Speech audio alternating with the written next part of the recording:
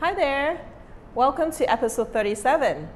We're so glad we're in a new setting again. Where do you think we are? This is going to be our new home for the next few years. And it's my honor to be inviting my good friends, Michael and Saniza. They came and they also brought some masterpieces to show us. So this is like really a steal, right?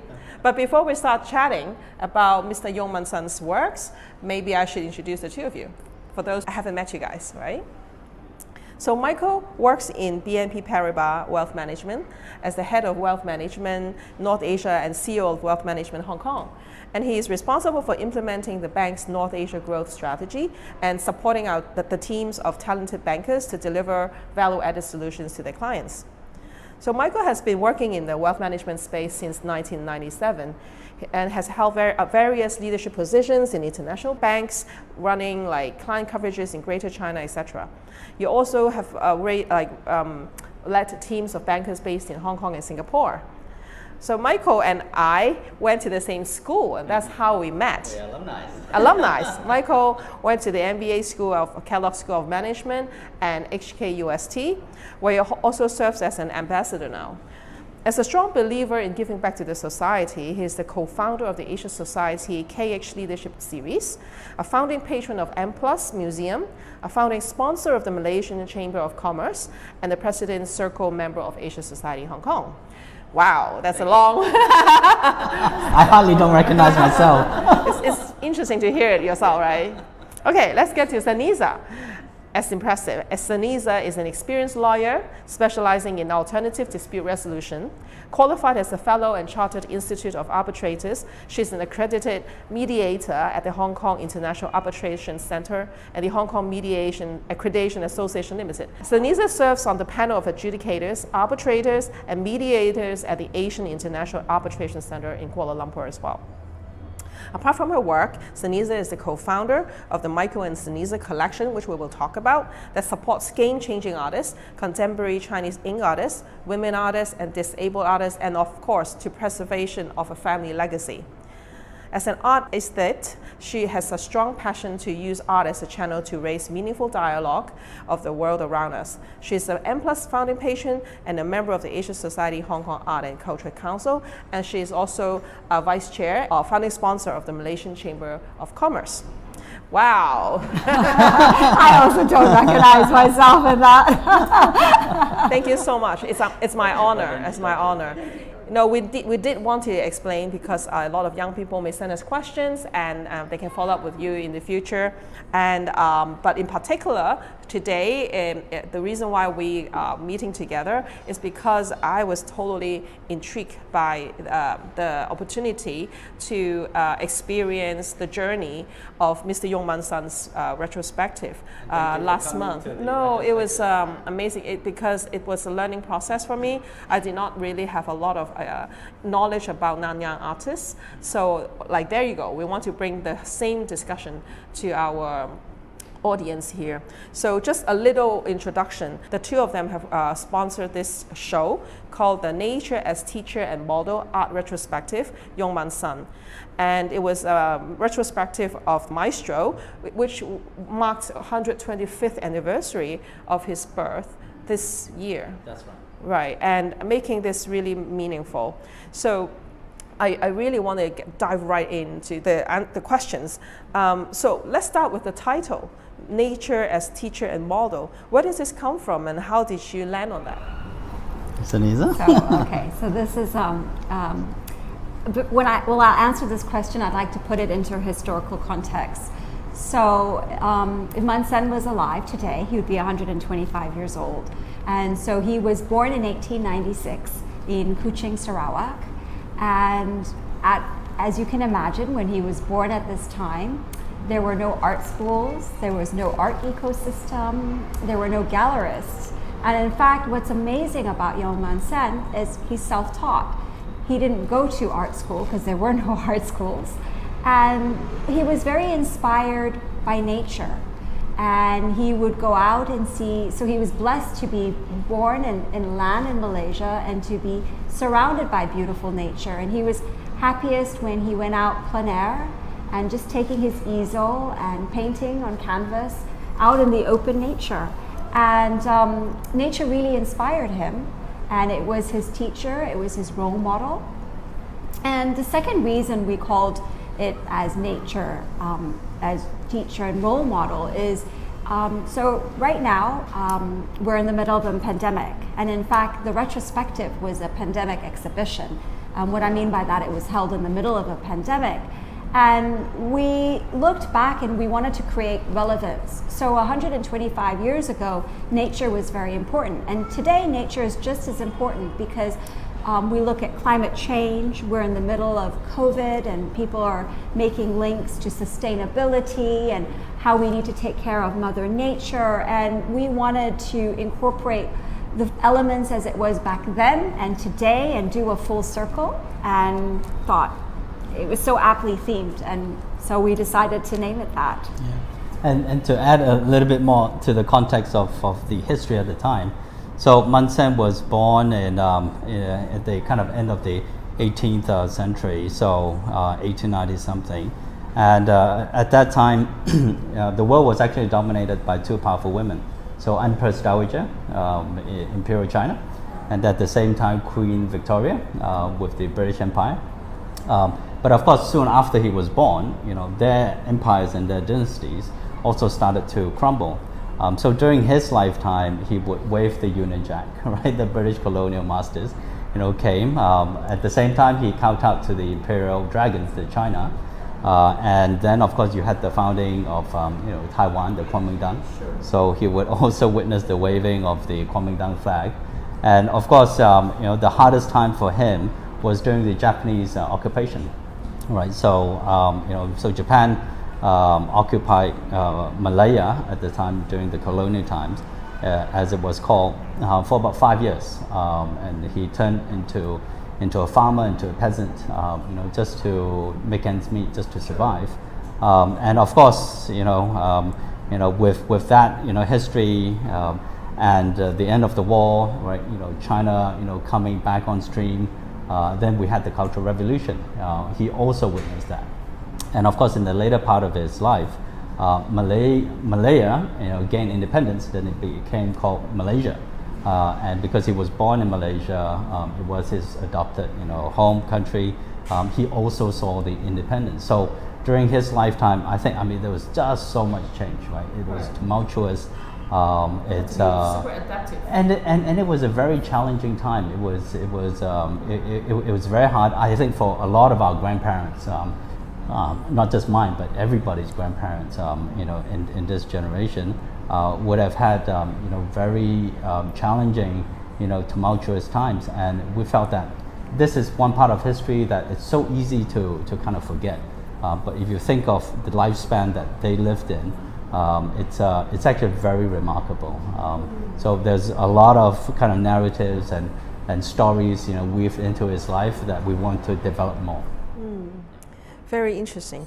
But for those who are not so familiar with Yong-Man Sen, Master Yong-Man Sen, how would you characterize his work and contributions, and what drew you to him as an artist? Okay, I'll let Saniza speak so first. let me answer your second question first. So what drew us to him as an artist? So the backstory, of course, is that Michael, grandpa, on the paternal side, would be Yong-Man Sen. So we were first attracted, obviously, from that family. Absolutely. And very lucky. I'm very lucky to have a grandfather like that. But then I know it wasn't an easy journey for you. So, but just to tell you a little bit about Yong-Man Sen himself. So, as I mentioned, if he was alive today, he would be 125 years old. So, he was born in 1896 and he passed on in 1962. And so we never actually had the opportunity to meet Man Sen because you can do the maths here. But Man Sen was a man of many firsts. So I mentioned that there weren't many art schools or an art ecosystem, but he tried to put one in place. So he was the first gentleman to try and create an art club in Malaysia, the Penang Chinese Art Club in 1935, where he later became the president. And then he was the co-founder of the Nanyang Academy of Fine Arts in Singapore in 1938. He was also one of the first Malayan artists. So I use the word Malaysia and Malaya, but it's actually Malaya because this is colonial Malaya. So he was one of the first colonial Malayan artists to exhibit with artists internationally, along the likes of Picasso, Matisse, Degas. We're talking about conservative Malaya.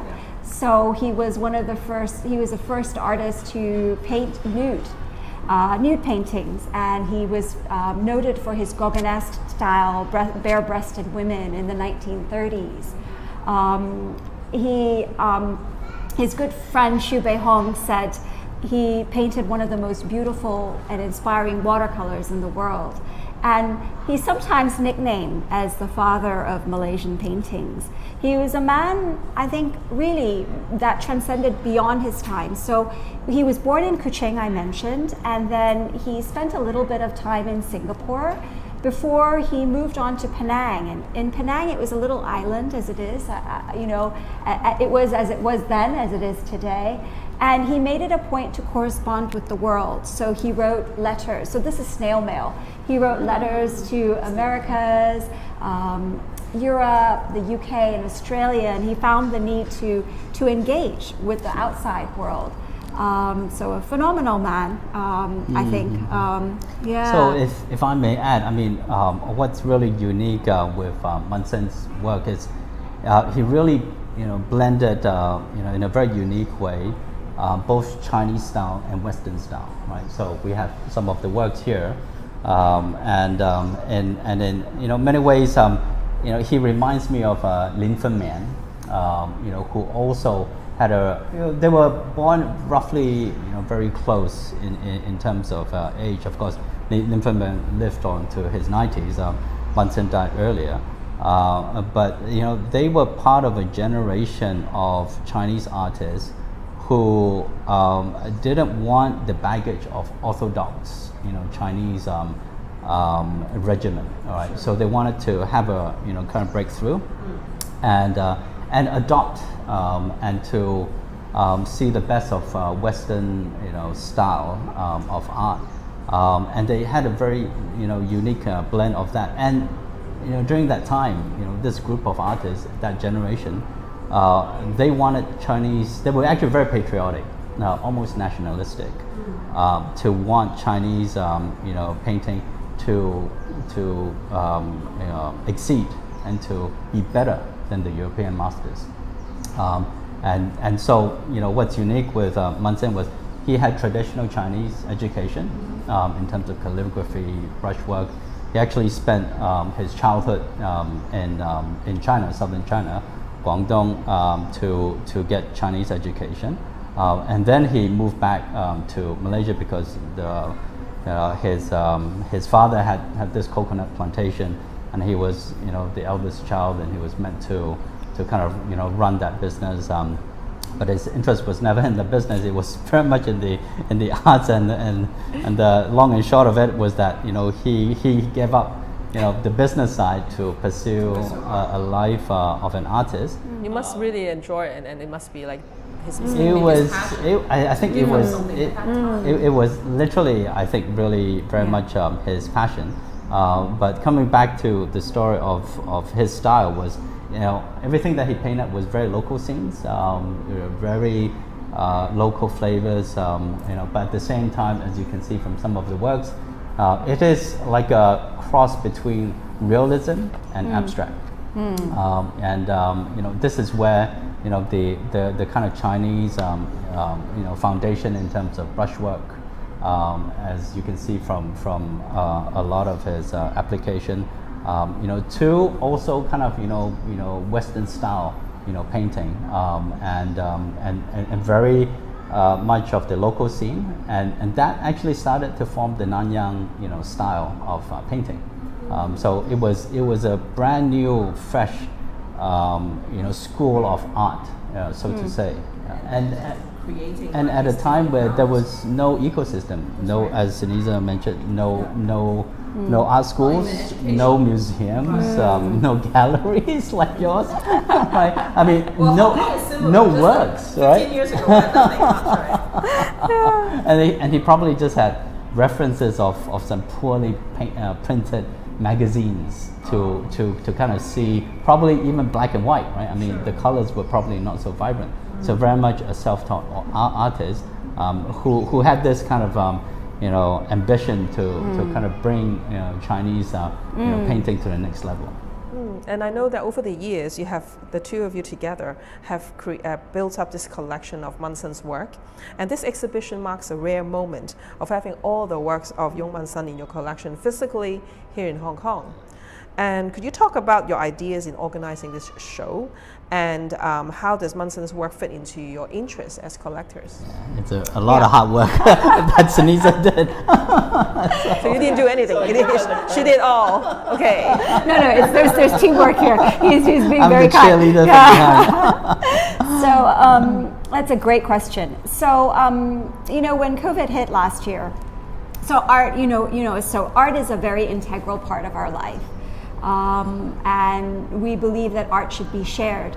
And as we were living through the pandemic, I felt that we needed to have hope and a reason. And so we thought about the idea of how could we commemorate the 125th year? What were we going to do? And so then we thought, okay, so our pieces were in a few places. And so I got to work and try to bring back everything, which was a logistical nightmare in the middle of COVID when planes are being canceled and logistics anyway. But I said, I will get up, and I brought back all the paintings into Hong Kong.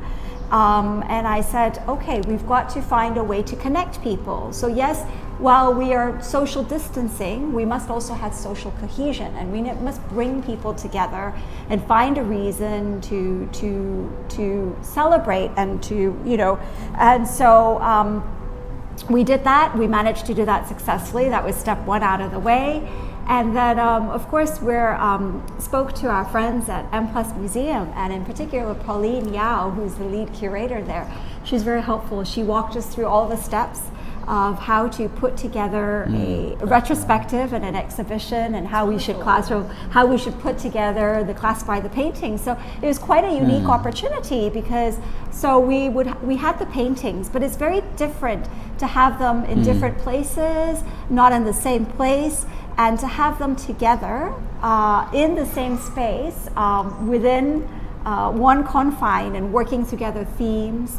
So that was an amazing experience. Yeah, the experience for me, like seeing the show with your introduction, was very heartwarming. Like, yes, we found out that Munsen is Michael's grandfather, but there's so much more to that than the relationship. We could see the love that the two of you have put into it, and just all the work, and how articulate you were in introducing his work to most of us who have never really seen his works. Yeah. Thank you for appreciating. Thank you for appreciating it. Yeah, and so I think you were asking, how does it for our work as collectors? So just to speak a little bit about that. So of course, we have a broad range of collection. In your introduction, you mentioned that yes, the preservation of family legacy is a big part. So Munsen, of course, is a big part. But we're also equally as passionate about our women artists, as we are about our Chinese ink artists, as we are about our disabled artists. So we have a collection of sorts, and Munsen, of course, without a doubt, is a big part, a big core. But we're passionate about all art. And I think the idea behind this is that art is to be shared, and I wanted to create that social cohesion while we're observing social distancing. I have a side joke that when I was growing up, and I did some, art classes, and when my art teachers found out about my DNA, they would observe me very closely to see if there was any art genius in me. I think they gave up very quickly. So I thought I would be a better art collector than an artist. So that's why we became collectors. I'm sure you have great taste. Let me put it this way, right?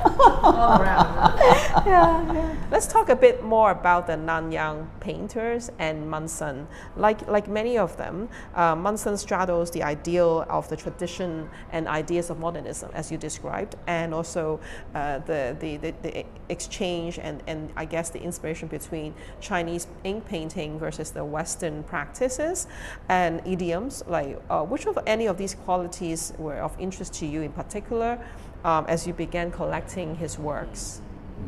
I guess for me, what is really interesting, for Munson is that he really blended the best of Chinese and Western paintings.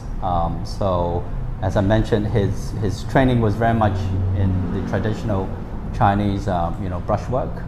He did calligraphy in his early days, like many Chinese artists, was doing guohua.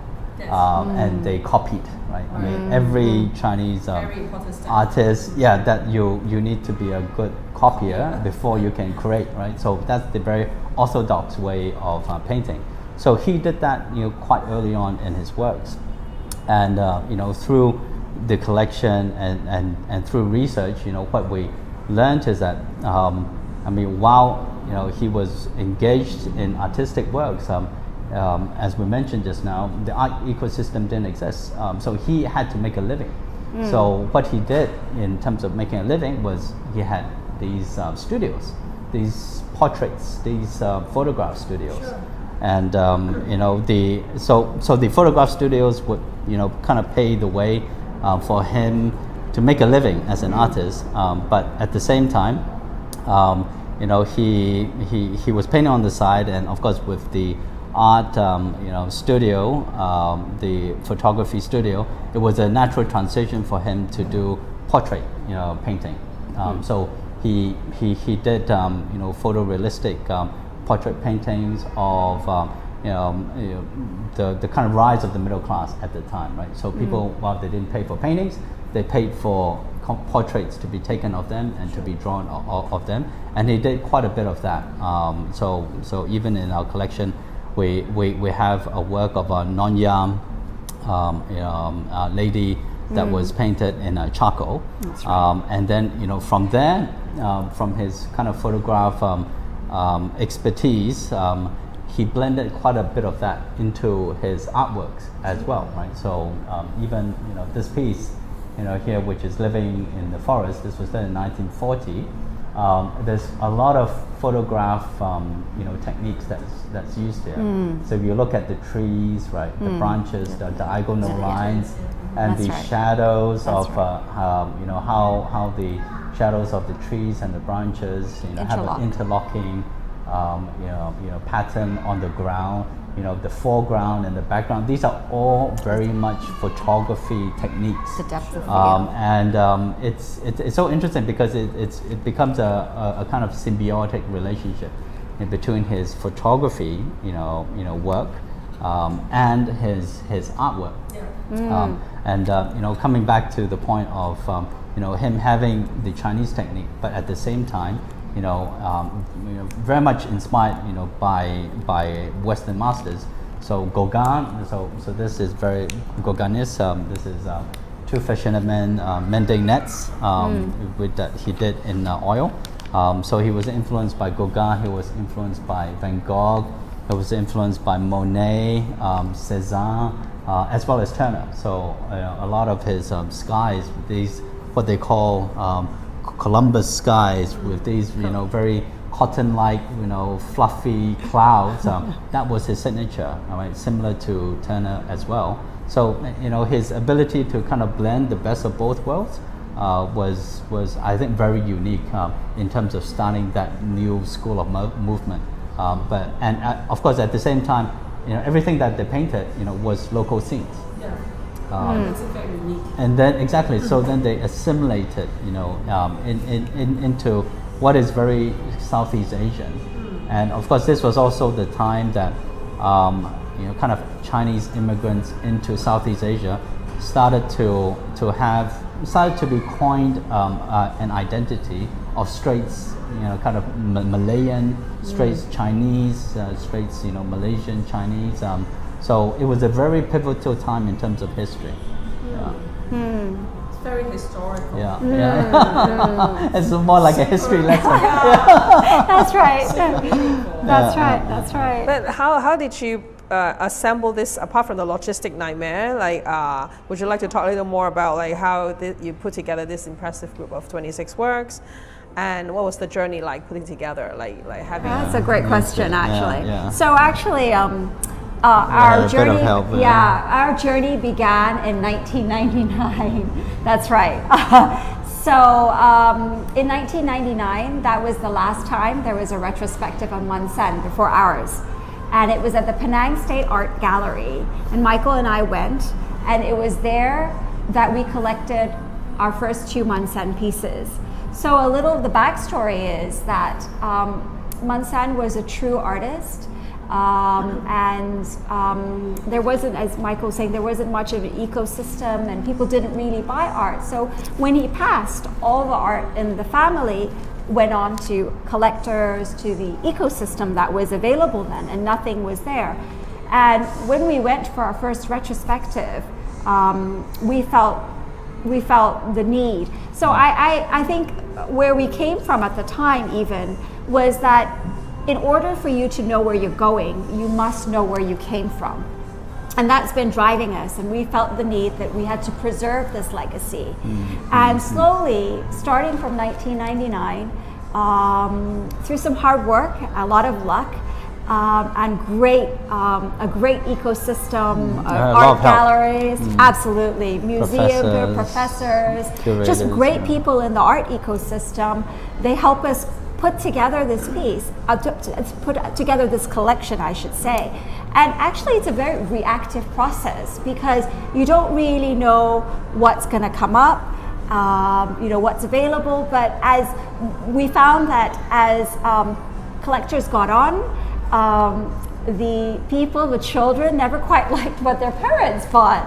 And so this is a great opportunity for us to react and get in there, and we were lucky. I think luck is a lot of this, and great ecosystem to get in there and find pieces.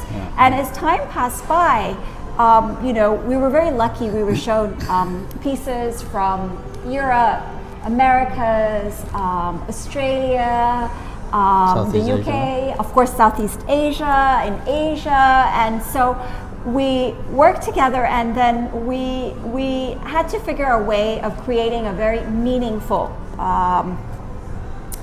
collection because they had to complement each other. So as time passed by, it became it's like a jigsaw trying to find the right fit. And so the 26 pieces of work, we like to think, is very reflective of Munsen's styles. So we have watercolor, for which he's largely known for. I think Michael had also mentioned about his charcoal-inspired photorealistic portrait. We have an oil on canvas, which is quite unique, because the oil on canvas, for example, are largely seen in museums. So Munsen is in permanent collections in quite a few museums. He is in Fukuoka National Museum, the Penang State Art Gallery, the Bank Museum Nagara, in Singapore National Gallery, and this is just to name a few. And our journey took us to these institutions. And in fact, I have a great anecdote that I'd like to share with you. One of our journeys took us to Fukuoka National Museum, and before I arrived at the institution, I tried to find out who's there and kind of explain the backstory that this is the grandson that's visiting. We're quite passionate. And so we went to Fukuoka when a big oil piece called Cooperation of an Ox was being restored. That was painted in, I believe, 46, 6 or 7, I believe.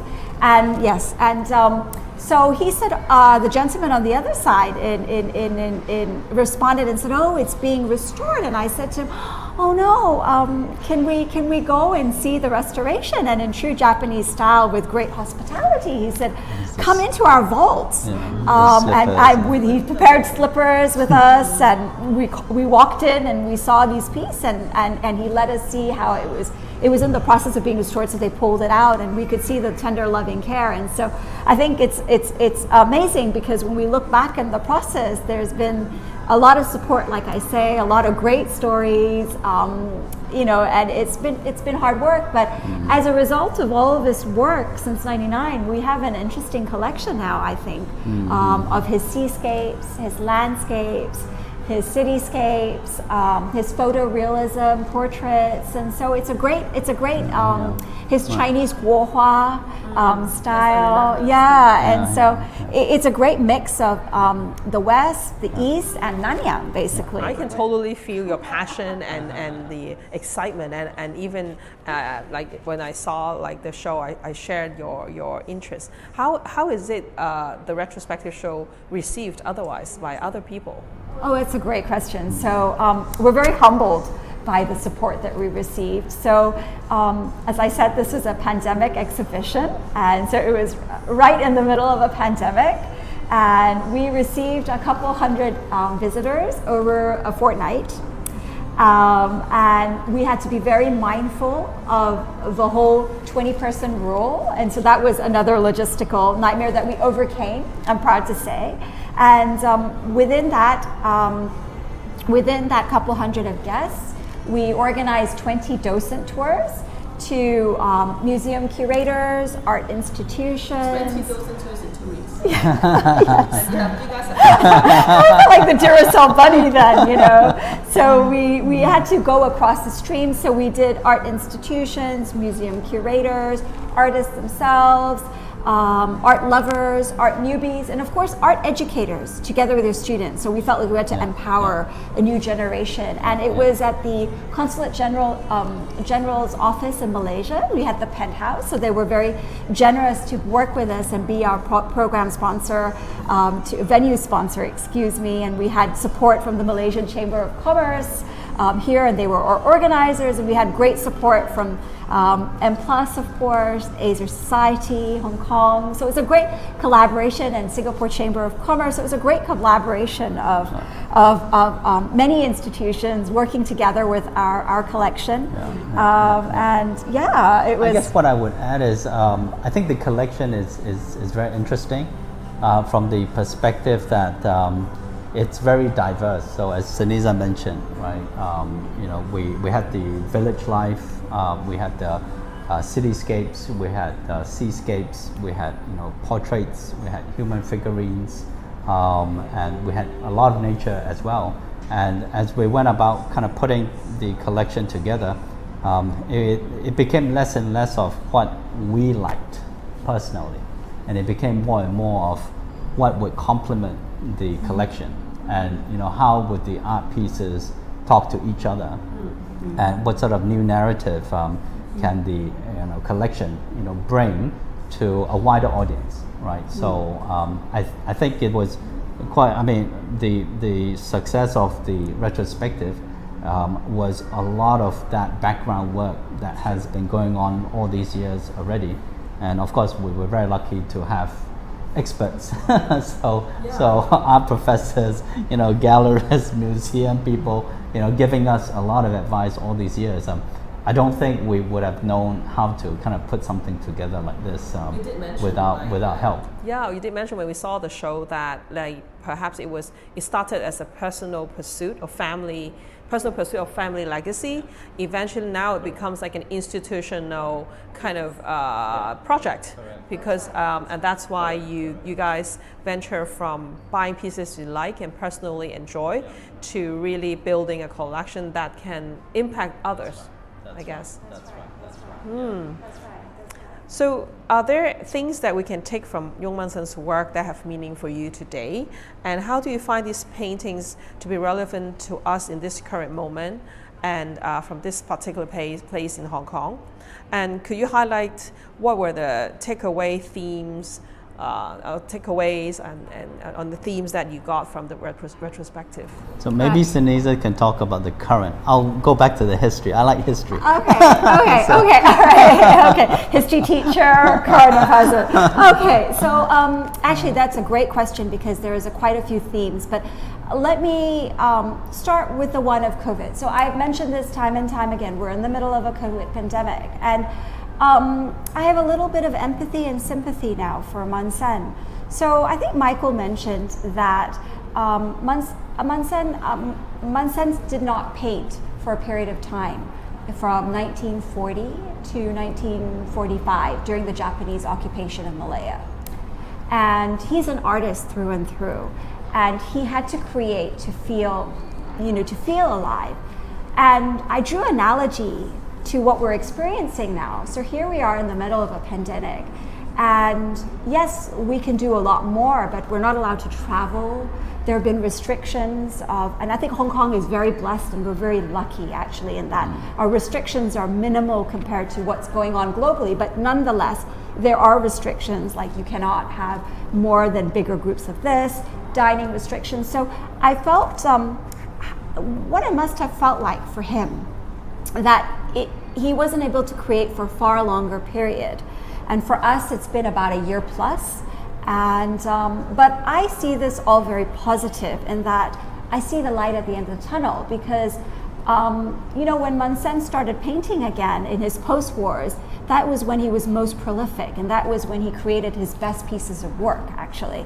So for me, I draw this analogy that when we finish this pandemic, I mean, we're all going to come out stronger. We're all going to be more creative, and I'm looking forward to what's going to happen in the process at the end of the tunnel, and and what will be basically. And so it gives me a little bit of inspiration and hope.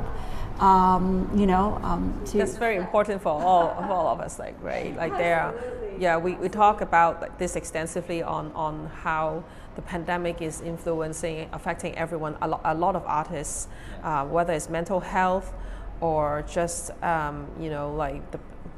is it going to be growing passion or dying passion and all that. So this is very, very interesting, seriously. But I guess the inspiration we can draw from Munsen was that he was most prolific after the Japanese occupation, which ended in 1945.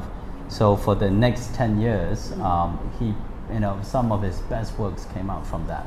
I actually quite a lot of his works were also kind of reflective of the human suffering actually, as a peasant, as a farmer, and he painted quite a bit of that as well.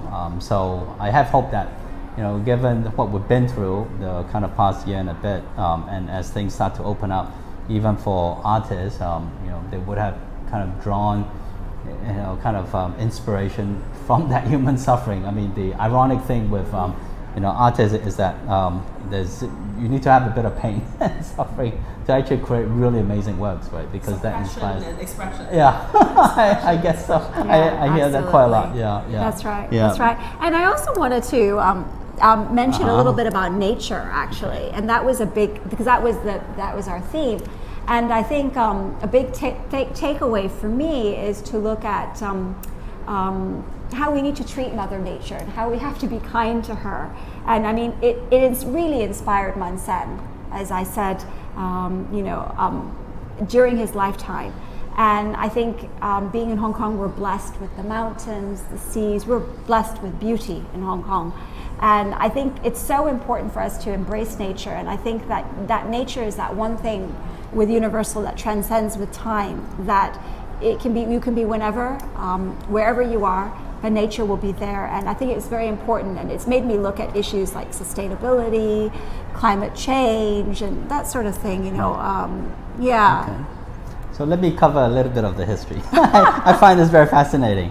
But basically, when we had visitors, come to the show, there were a lot of overseas Chinese or Chinese overseas, as you use it interchangeably, from Southeast Asia as well as from Hong Kong. And the Hong Kong visitors actually said that this is, while Munsen is a Malaysian artist, the narrative is very much a Hong Kong narrative and a Chinese overseas narrative for that matter. And if you look at the kind of history of Chinese overseas, which we all are actually for kind of 2,000 years. Yes. Chinese overseas have always been sojourners, right? So they left the mainland and they went abroad for all sorts of different reasons, right? Social, economic, concerns about imperialism, orthodox Chinese ways, to search for livelihood, right? So that has always been occurring, and if you look at the majority of Chinese who left China, a lot of them went to Southeast Asia, so Mun Sen's narrative is his forefathers had the same kind of issues, and for them, as they left China and they went to a new country, and we have a lot of these people in Hong Kong. So Bernard Chan came for the opening. He was one of our guests of honor, Thai origins, descendant, right? And we have a lot of Indonesian Chinese in Hong Kong, Filipino Chinese as well, Vietnamese Chinese from within Indochina, of course Malaysia, Singapore. So that whole Southeast Asia piece, you had a lot of Chinese overseas who were seeking for a better environment, more opportunities, and they actually did very well, right? And a lot of them actually assimilated, and they became very successful. If you look around all of Southeast Asia right now, a lot of the big businesses are manned by overseas Chinese, and so for the Hong Kong visitors that came, they felt very much part of that world. And if we think about the history of Hong Kong, which is until 1997, in fact, Hong Kong people were part of that Chinese overseas group, right? Until we returned to China in 97, then suddenly we became part of China, and then we're within that 50 years after 97, then we will become all mainland China, right? But it was very interesting from a identity perspective and discussion that people found that history very interesting, and I think that is why it attracted so much local interest as well. We want to know a little more since you're here. How would you describe your philosophy of collecting, apart from Mun Sen's collection? And since you talked a little bit about it, maybe we can merge the two questions. And you did talk about your interest in game-changing artists, women, Chinese ink, disabled artists as well. Okay, my next question is, how long do you have? No, okay, on a more serious note. So let me just maybe, I love this question. I think it's important, and we spend time thinking about it. But maybe let me just distill my thoughts into three areas. So, as you mentioned, the first thing when we were doing and we were looking at our collection is we look at game-changing artists. And what do I mean by that? So I look and see that particular painting or that particular artwork, what would be the meaning of it in 20 years' time, in 30 years' time? How would it stand the test of time?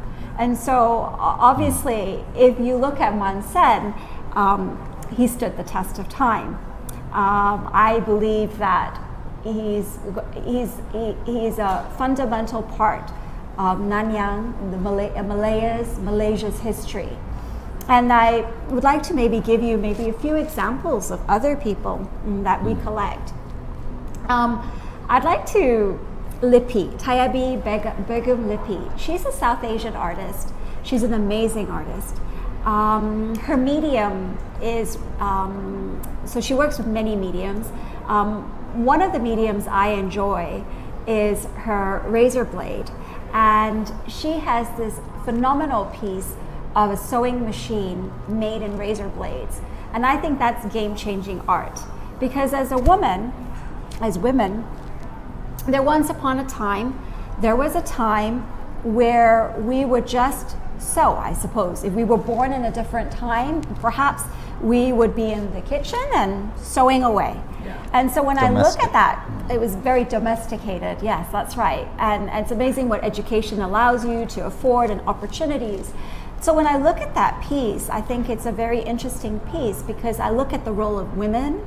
I look at the role of the razor blades touching something so soft yet so hard. And she's also noted for her nighties, her dressing table, Safety pin. with her safety pin. So another piece I think that's amazing is her safety, her nightie, and she has such a delicate, elegant piece of a woman's nightie, but with a hard object, safety pin, and she's looking at the whole juxtaposition of safety and how women use safety pins to protect themselves, how safety pins Umbilical help with cord. the birth of children, and so the whole works basically, and how that one symbolic safety pin has many, narratives, and the LGBTQ narrative there about supporting differences, and so I look at that game changing. Another artist, what I mean by game changing, would be Xiaozi Xie from Stanford University. Yeah, Xie Xiaozi. Or I'm doing it for like first name and last name basically. And Xiaozi is an amazing artist, but also an amazing professor. So he teaches at Stanford. He's the Phyllis Waters Chair there. But he creates, I think, and his creations are amazing. And we follow a lot of his work in series. And something that I find interesting is, actually a lot of things I find interesting, but let me just maybe talk a little bit about his book series, I think. So he looks at banned books, and what I mean by banned books are banned books about very old Chinese history, like 1700s, 1800s, and he goes back in times and he creates those pieces. Or he looks at rare books and manuscripts, and then he paints them into this 3D, pretty blown up. And so he makes you, and you're able to relate because knowledge is always going to be game changing, right? So he paints these amazing, phenomenal pieces.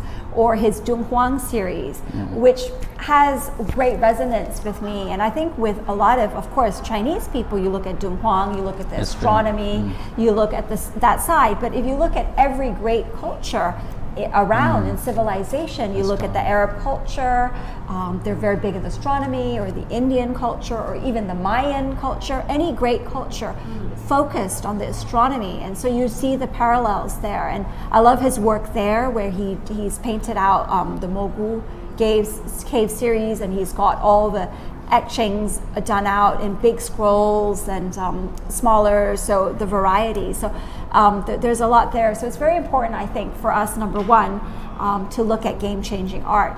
And the second thing that I think is resources are always going to be finite, I think. So you could always want a lot of things. But so we've been very targeted and focused. And when we start collecting an artist, what I tend to do is I want to focus on that artist and collect many pieces of that to go deeper, so we observe how they were in the beginning of their career, how they were in the middle, we grow with them, and we have a dialogue with them, and we just follow them as we do. That's the second point. Very, very meaningful. That's right. And then coming to our third point, I think, after you do and you follow step one and step two, if you like, or these 2 points, you realize that the collection is no longer about us. And I think Michael mentioned this. It's very much about the feeling you have when you collect the artist and what you want people to feel when they look at the artist. So you think about your audience, for example. So when we first started our collection, I'll be honest with you, we collected things we thought, oh, that's pretty. Oh, yeah, we like that. Pleasing to yourself. It's very pleasing to us, very aesthetic. And now it's very much about the person on the other side, the person receiving it. And I always say that art is to be shared. And I'm a firm believer of that if you have the art, please share it. That's how we feel. And so we always put ourselves with how would the user feel, or how would the person receiving this feel when they saw this? Would it be, how could we enhance the experience? What could we add on so that they understand the totality of the artist? So very much in our, we collect now and we look at things as a whole and how it is to the artist's experience, I think. And perhaps that's why it started to shed some light onto my last question, and if you have other things to share. But like recently, you have formalized your collection to Michael and Saniza Collection, which is going to be a foundation. And what was the initial thought behind this? And the ethos behind the collection is charitable. And how has this collection fostered the giving back to society point of view? So maybe I'll take the first part. I mean, as we've collected, it's been for our kind of private view. Of course, we have friends within the art community, artists who would come to our home to kind of enjoy the collection.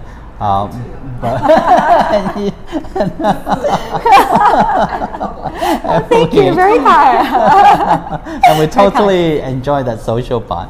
But in terms of a public viewing, this retrospective was actually our first retrospective, and it kind of pushed us, accelerated the process to formalize it, and that's how we kind of put together the collection. Of course, there's 2 websites being built right now, one for the collection and one for Munsen as an artist, which hasn't been done all these years, so that was the kind of impetus for kind of formalizing it. And of course, as we formalized it and with our research, we also felt that there was not enough resources to get scholars, art scholars. As you know, research doesn't pay. Right? Art sells, art pays, but you really need to fund. So there are some institutions now, but there are not enough of these institutions. So the foundation that we're building is very much a research foundation in terms of kind of doing more research, especially with Munsen, with Straits, Chinese Straits artists, as well as women artists and other artists that have kind of been forgotten. I mean, some of them don't even appear in any catalogs, right? So we know scholars, we know art historians who are passionate in this area, and kind of funny enough, it's the new generation of these art scholars. And when I say new generation, they're in their 30s, they're in their 40s. They're not the older generation who are more passionate about the heritage and kind of putting together history and to mine back old newspapers. I mean, it takes quite a lot of work. In fact, we're working with one art student who has been very passionate to translate into English kind of Munsen's old articles that were written on him, and she's in her 20s, right? And it's very talented. and we're very much blown away by the enthusiasm of the new generation. And as Saniza was saying, I mean, youth is our future. And we feel so blessed that they're engaged in that journey with us, and it's so interesting to hear their thoughts and their approach to finding legacy, preserving heritage. So that gives us quite a lot of hope. The lost generation trying to find some links.